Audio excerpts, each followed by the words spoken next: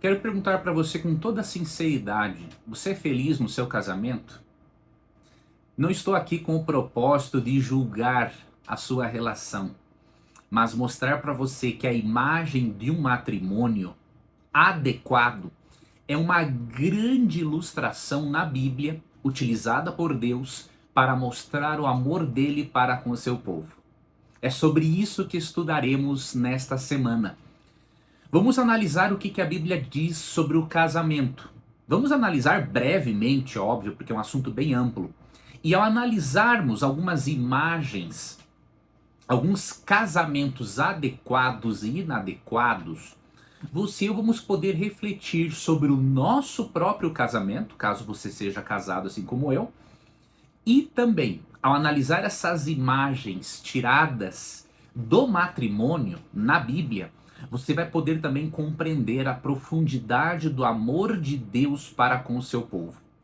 Então, ao estudar sobre o casamento nesta semana, você vai poder reavaliar a sua relação matrimonial, mas também entender o porquê de, nas profecias bíblicas, Deus se utilizar da figura do matrimônio, desta metáfora, para falar da profundidade, da intimidade que ele quer ter com o seu povo.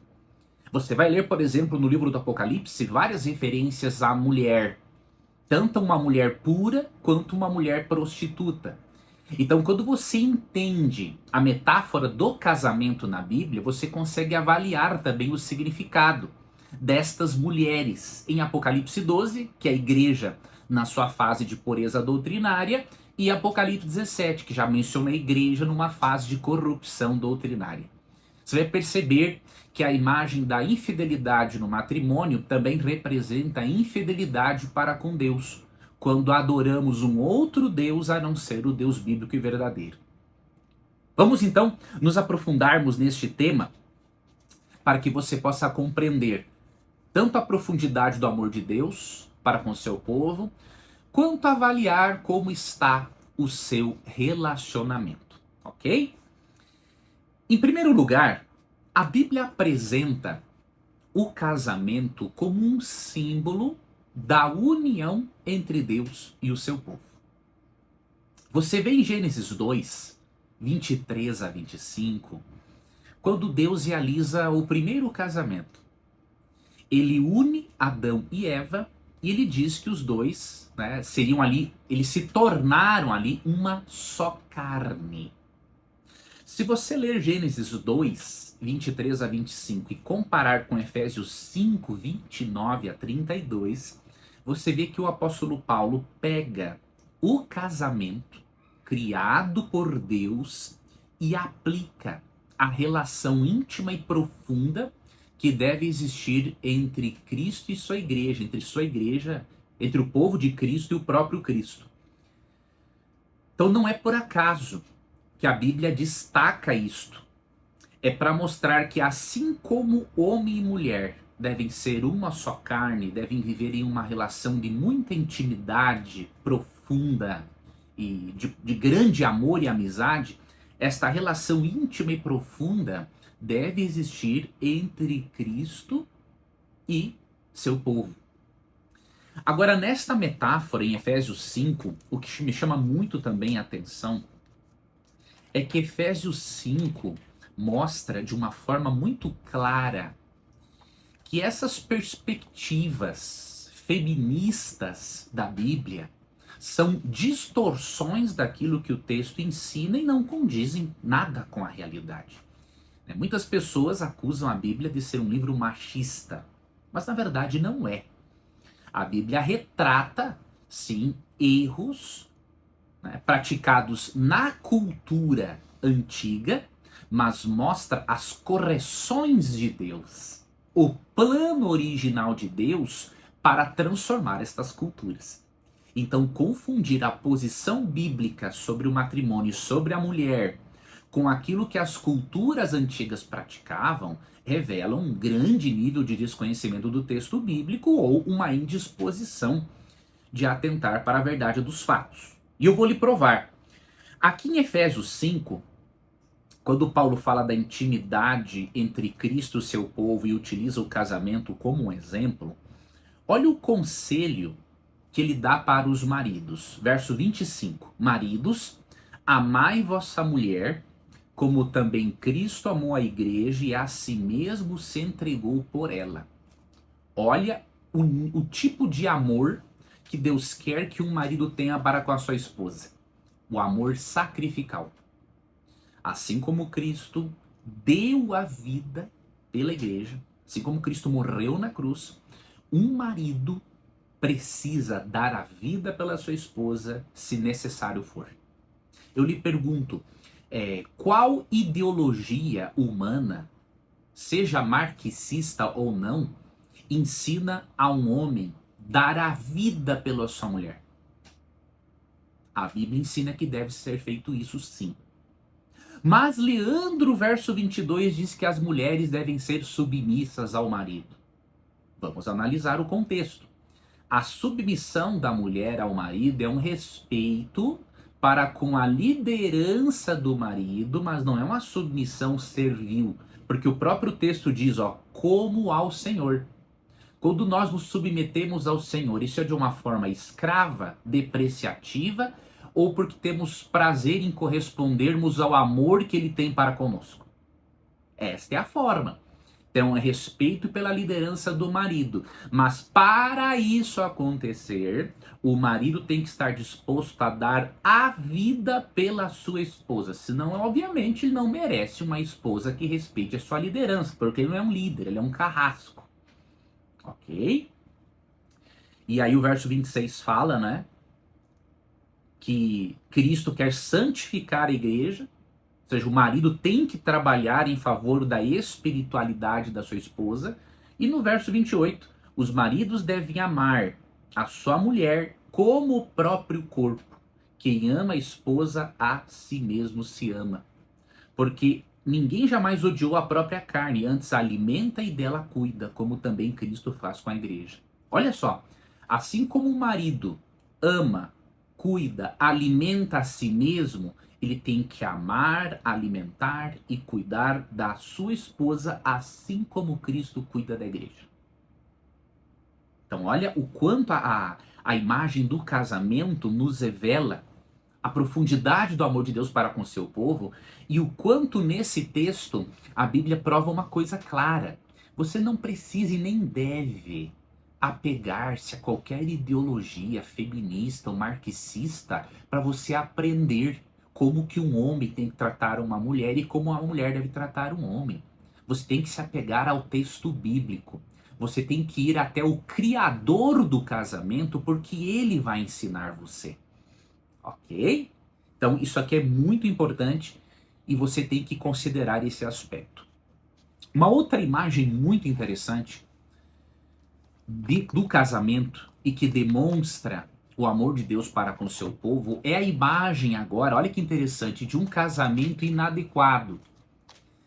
Óbvio que a união de Deus com o seu povo nunca é inadequada, mas por que a Bíblia se utiliza de um casamento, diríamos, inadequado para poder ilustrar o amor de Deus para com o seu povo? Vou te explicar.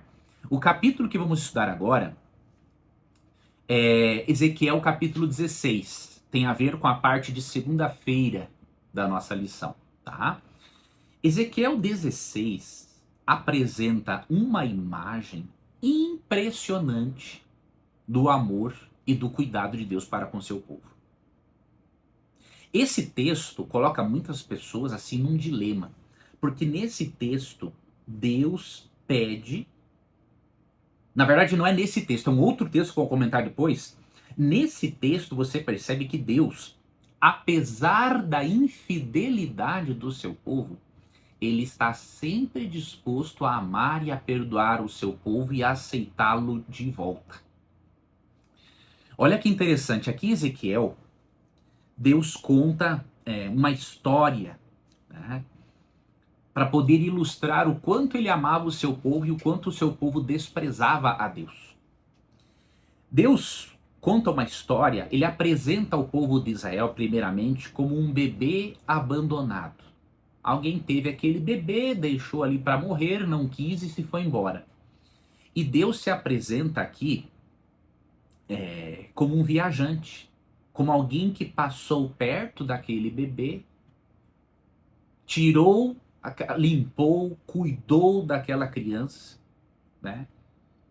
Fez de tudo. Aí chegou um dia, né? Esta criança aqui cresceu. Este homem que havia tirado essa criança do campo, né? Decide se casar com essa pessoa, cuida dela. E chega um momento que, mesmo assim, apesar dela ter sido rejeitada, apesar de ter sido amparada em um casamento, isso aqui é uma parábola, obviamente, uma história, né? Essa mulher que havia recebido de tudo daquele esposo tão dedicado, ela acaba trocando por outros. Vamos aqui ler o texto para você entender o que Deus quer passar para nós. Aqui no versículo 13, 8 na verdade, diz que depois de um tempo, Deus estende as abas do seu manto, cobriu a nudez daquela mulher, deita em juramento e entrei em aliança contigo, diz o Senhor, e passasse a ser minha. Aqui é uma ilustração do casamento, da união íntima entre Deus e o seu povo, né? No verso 13 diz que ela era formosa ao extremo e chegou a ser o quê? Rainha. Olha só, de abandonada no campo, revolvendo-se no sangue, na sujeira, ela se torna rainha. Aí no verso 14 diz assim: correu a tua fama entre as nações por causa da tua formosura, pois era perfeita. A fama de Israel correu por todas as nações, especialmente nos reinados de Davi e Salomão. A rainha de Sabá veio inclusive conferir pessoalmente e viu que tudo o que disseram para ela sobre o reinado de Salomão era ainda pequeno em comparação com o que ela viu. Só que o que acontece? O povo de Deus, esta mulher aqui representada, era perfeita por causa do quê? Diz o verso 14. Por causa da minha glória que eu puser em ti, diz o Senhor. Então, não havia uma perfeição inata nela. A perfeição veio por causa do Senhor, né, que deu isso a ela. Verso 15, mas confiaste na tua formosura e te entregaste à lascívia. Que interessante, lá em Ezequiel 28:17, diz que Satanás elevou o coração dele por causa da formosura dele. Olha que curioso. Quando a criatura acha que o que ela tem de bom vem simplesmente dela e não vem de Deus, começam a surgir os problemas, né? Quando não reconhecemos que aquilo de bom que nós temos e somos vem do Criador, passamos a ter problemas, o orgulho passa a tomar conta e esquecemos da origem e do originador daquilo de bom que nós temos e somos. Então a mesma coisa que aconteceu com Lúcifer no princípio, exaltou-se por causa da sua formosura, esqueceu-se que a beleza, o caráter e o poder que ele tinha vinham de Deus. O povo de Israel aconteceu a mesma coisa, né? E aí quando diz que esta mulher em Ezequiel se entrega à lascívia e se oferece a todo o que passava para ser dele, aí Deus está falando aqui do momento, não é, em que o povo de Israel passa a adorar outros deuses. Ou seja, essa esposa que havia sido cuidada com tanto carinho, ela trocou o esposo, o Deus bíblico, Deus de Israel, por outros deuses. E a Bíblia compara essa imagem a uma prostituição, né, quando adoramos uma divindade que não é o Deus verdadeiro. E além disso, diz o verso 20, tomaste a teus filhos e tuas filhas que me geraste e os sacrificastes a essas divindades, né, para serem consumidos. Acaso é pequena a tua prostituição? Ou seja, quando Israel adora outros deuses e ainda sacrifica os filhos a esses deuses, Deus diz que isso aqui é uma prostituição a nível máximo. Então veja, a prostituição é comparada aqui, a prostituição espiritual aqui é comparada a uma prostituição propriamente dita. E aí, no verso 22, tem uma lição para nós muito importante que nos ajuda a não nos esquecermos do nosso passado, para que não percamos o nosso foco e a nossa direção rumo a Cristo. O verso 22 fala assim, ó: em todas as tuas abominações e nas tuas prostituições, não te lembraste dos dias da tua mocidade, quando estavas nua e descoberta a revolver-te no teu sangue. Ou seja, quando esquecemos, como povo de Deus, daquilo de bom que ele fez para nós no passado, a tendência é nos tornarmos ingratos, a tendência é até mesmo a nos desviarmos. Podemos focar simplesmente em problemas e questões pessoais e particulares do presente. Podemos nos orgulharmos, inclusive, com as bênçãos atuais e nos esquecermos quem fomos um dia. Nos esquecemos de que só estamos salvos hoje pela graça porque um dia Deus nos resgatou, um dia Ele nos converteu. Né? Eu nunca posso me esquecer, por exemplo, que o Espírito Santo me chamou quando eu voltava de um treino de futebol. Né? Eu vinha do campo de futebol, num sábado pela manhã, estava de bermuda, chuteira, né? Parei na frente da igreja, senti vontade de entrar, entrei, e naquele dia, que era o último dia de uma semana de oração, eu aceitei a Cristo como meu Salvador. Né? Fui batizado depois, obviamente, depois de alguns meses de estudo bíblico, mas naquele dia eu aceitei a Cristo como Salvador. Então eu procuro, em alguns momentos, conhecendo o meu coração pecador, voltar ao passado. Lembrar quem eu era, de onde eu vim, de onde Deus me tirou. E isso tem me ajudado, meu amigo e a minha amiga seguidora, a nunca esquecer de que aquilo que eu tenho e sou hoje é graças ao amor e à bondade de Deus. Eu tenho a tendência de me esquecer disso, mas Deus tem me ajudado a não me esquecer. Então aqui no verso 22, vemos que uma das vacinas contra o orgulho, contra esse senso de que você consegue tudo sozinho, né? Uma das vacinas contra a autossuficiência é você voltar ao passado. É você lembrar o que Deus fez por você antes, para que você se mantenha sempre humilde e nos caminhos dele e dependente dele. O povo de Israel esqueceu-se disso. E essa foi uma das causas, obviamente, da apostasia do povo. Tá? Agora vamos para uma outra imagem de um casamento realmente aqui inadequado, para você fazer uma avaliação, tanto da sua relação, né, matrimonial, mas especialmente para você entender o amor de Deus para com o seu povo. Isso aqui nós aprendemos também no livro de Ezequiel, tá? E aí, na verdade, no livro de Oséias, perdão. E aqui, esse capítulo aqui de Oséias, o livro de Oséias, ele sim, eu tinha falado antes que era Ezequiel, mas é Oséias, ele gera uma preocupação muito grande para o leitor da Bíblia, porque parece que Deus realmente não está preocupado com a felicidade de Oséias e manda ele se casar com uma prostituta. Como que Deus faria algo assim? Se Deus deseja que os matrimônios sejam felizes, puros, saudáveis, funcionais. Então aqui você vê, no versículo 2, por exemplo, versos 1 e 2, que Deus faz um chamado profético a Oséias. E nesse chamado profético, olha o que Deus pede para ele. Verso 2. Quando pela primeira vez falou o Senhor por intermédio de Oséias, então o Senhor lhe disse: vai, toma uma mulher de prostituições e terás filhos de prostituição, porque a terra se prostituiu desviando-se do Senhor. Foi-se, pois, e tomou a Gomer, filha de Diblaim, e ela concebeu e lhe deu um filho. Disse-lhe o Senhor: põe o nome de Jezeel, porque daqui a pouco castigarei pelo sangue de Jezeel a casa de Jeú, e farei cessar o reino da casa de Israel. E aí segue adiante o relato, mostrando o quê? Que esta mulher traía constantemente Oséias, tinha filhos, e cada filho recebia um nome para demonstrar o desagrado e o juízo de Deus para com o povo de Israel.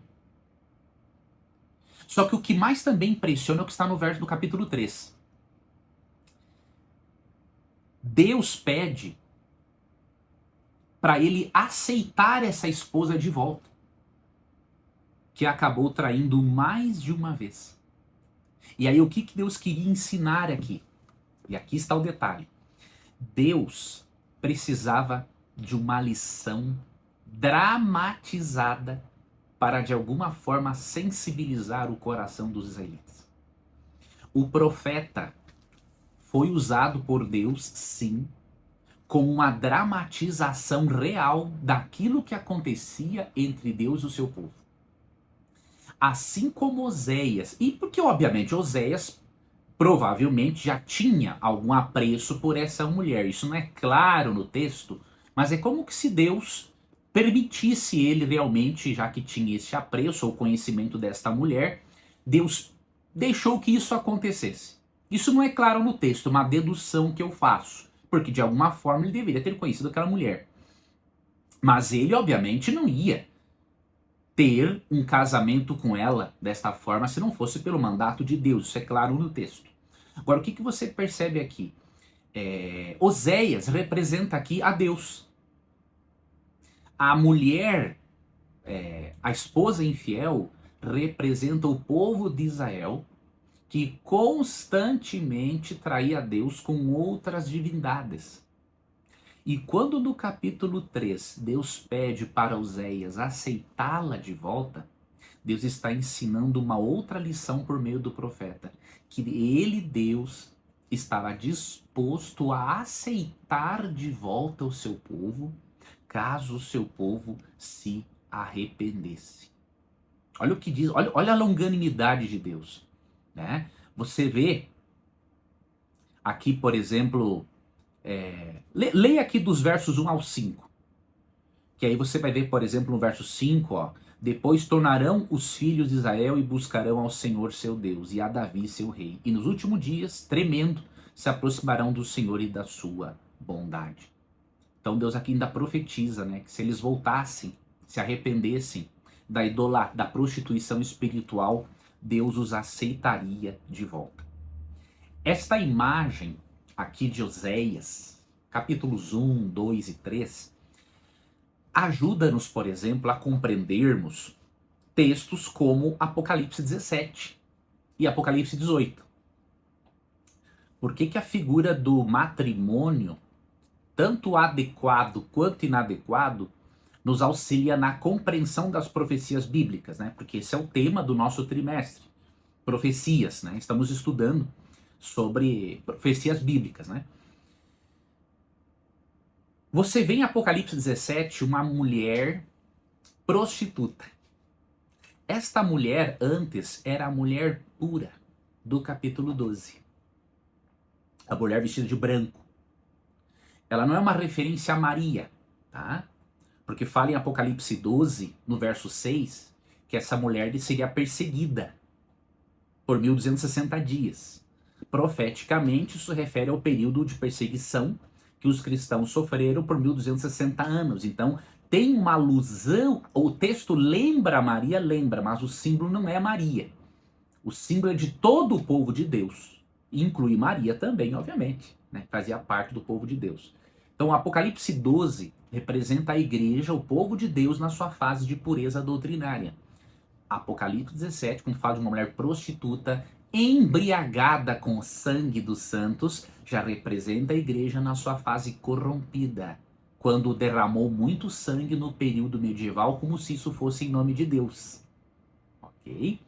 Então veja, a imagem de uma mulher, tanto na sua fase pura, quanto uma mulher prostituta, representa a igreja na sua fase de pureza doutrinária e depois de corrupção doutrinária. Tá? Então é importante você ter isso em mente, porque aí você consegue compreender essas imagens proféticas lá no livro do Apocalipse. Né? No livro do Apocalipse também fala, né, de um momento que esta mulher, considerada prostituta, será julgada. Não é? Então, o que acontece? O povo de Deus, muitos do povo de Deus, vão se corromper, infelizmente, doutrinariamente.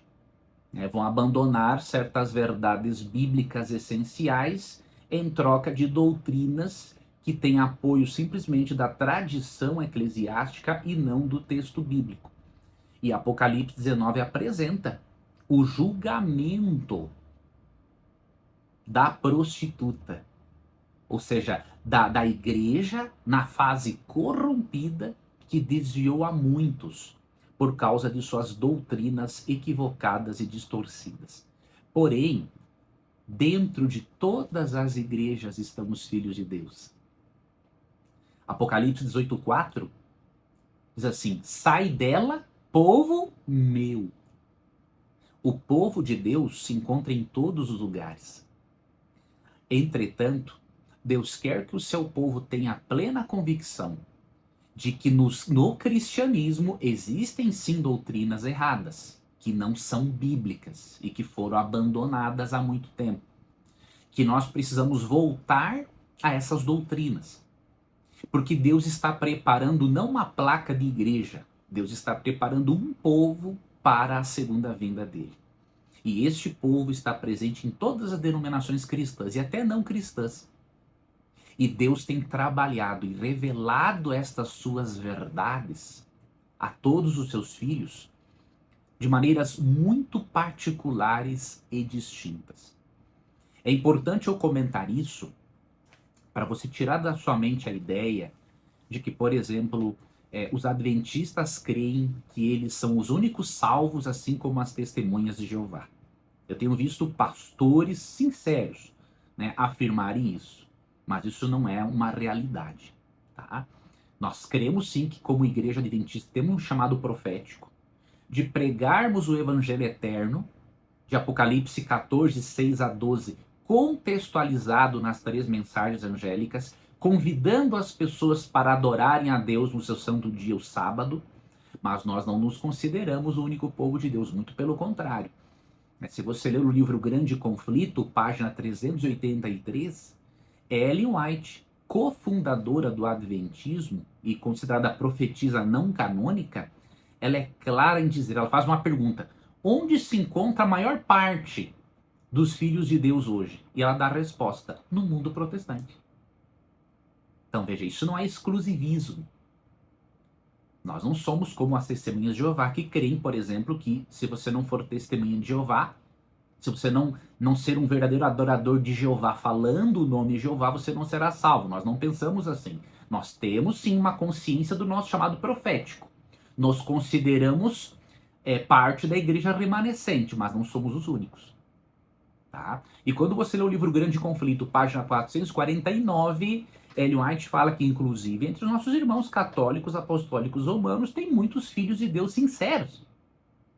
Tá? Então tira da sua mente essa ideia de exclusivismo. Quando falamos de Deus castigar Babilônia, em Apocalipse 18, Apocalipse 19, Babilônia se refere a todo o sistema religioso, a confusão religiosa que existe no mundo. Mas nem todos os que estão no meio da confusão religiosa são o joio. Na verdade, são o trigo do Senhor.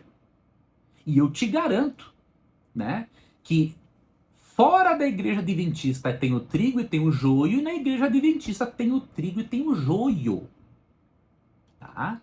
Então, tira da sua mente essa ideia de exclusivismo. A nossa teologia do remanescente pode, obviamente, não ser aceita por muitos cristãos. Mas aí alegar que com isso nós excluímos outros cristãos da salvação, isso não é verdade. Tá bom? Nós proclamamos sim isso a outros cristãos. Nós acreditamos. Uma outra coisa que alguém pode perguntar assim, mas vocês adventistas não acham que vocês são exagerados em querer evangelizar, por exemplo, evangélicos? Eu vou ser bem franco com você. Eu não aprendi, já ouvi algumas pessoas falarem isso, mas eu nunca aprendi e eu não gosto de usar esse termo evangelizar para um evangélico. Nós adventistas, eu acredito, que nós evangelizamos sim um espírita, né, alguém da Umbanda, mesmo que seja um cristão sincero, irmão católico, porque ele tem uma compreensão da justificação pela fé totalmente diferente daquilo que nós acreditamos como protestantes. Agora, em relação ao evangélico, quando um adventista dá um estudo bíblico para um evangélico, não é para evangelizar porque ele não conhece o evangelho. É para ajudar ele a crescer na graça e no conhecimento de Cristo. Nós entendemos que um irmão evangélico, ele não precisa ser evangelizado no sentido de receber a mensagem do evangelho. Ele conhece, mas ele precisa sim crescer no seu conhecimento da palavra e da verdade. Precisa conhecer a doutrina do sábado, a doutrina da mortalidade da alma, a doutrina do juízo pré-advento, perceber que essas doutrinas têm a Cristo como centro, ok? Então, por mais que você não concorde com isso que eu estou dizendo, tenha em mente que nós não somos exclusivistas, tá bom? Lembre-se do que a própria Ellen White fala, Grande Conflito 383, página 383 e 449. A maior parte dos filhos de Deus se encontra no mundo protestante, não excetuando a comunhão católica, né? E muitos filhos de Deus estarão no reino dos céus, independente da igreja a qual fizeram parte, porque a graça de Cristo os cobriu e eles viveram de acordo com a luz que receberam.